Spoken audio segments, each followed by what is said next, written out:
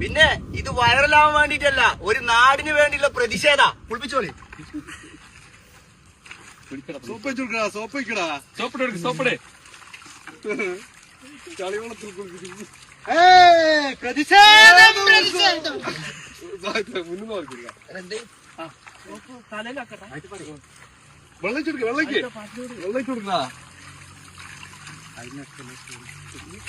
ചളിവെള്ളം മുക്കി വെച്ചല്ലടാ.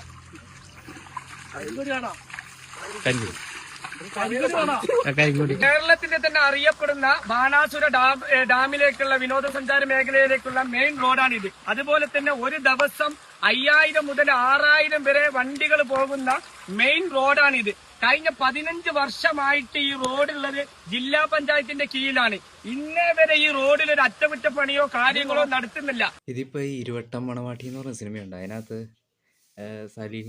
സലീമേട്ടൻ ഒരു നിരാഹാര സമരം കിടന്നിട്ട് ചിക്കനൊക്കെ വിരിച്ച് വെച്ചിട്ട് എന്താന്ന് ചോദിക്കും. ഹരിശേഷവനെ കണ്ട് ആരാ കൊച്ചി ഹനീഫൊക്കെ വന്ന് ചോദിക്കുന്നുണ്ട് ഇതെന്ത് സമരം എന്ന് ചോദിച്ചപ്പോൾ ഇത് നിരന്തരാഹാര സമരം. അതുപോലെയാണ് ഈ സമരം. അവർ ചെളിവെള്ളമാണ് ഒഴിക്കണേന്ന് വെച്ചിട്ടുണ്ട്. അപ്പുറത്തുള്ള ബക്കറ്റിൽ വെള്ളം കോരിക്കും. പോരാതിന് മഴയും പെയ്യുന്നുണ്ട് അവിടെ.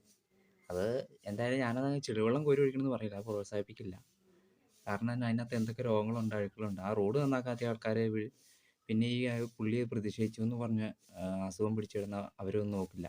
വേറെ ഇതൊക്കെ പറഞ്ഞാൽ അവർ ചോദിക്കുന്നതിൽ ന്യായമുണ്ട്. അത്രയും ടൂറിസം വകുപ്പുള്ള സ്ഥലങ്ങളിലൊക്കെ ഈ റോഡൊക്കെ ശരിക്കും നന്നാക്കി കൊടുക്കേണ്ട ആവശ്യകത അവിടുത്തെ അധികാരികൾക്കുണ്ട്. അതൊന്നും ചെയ്യുന്നില്ല.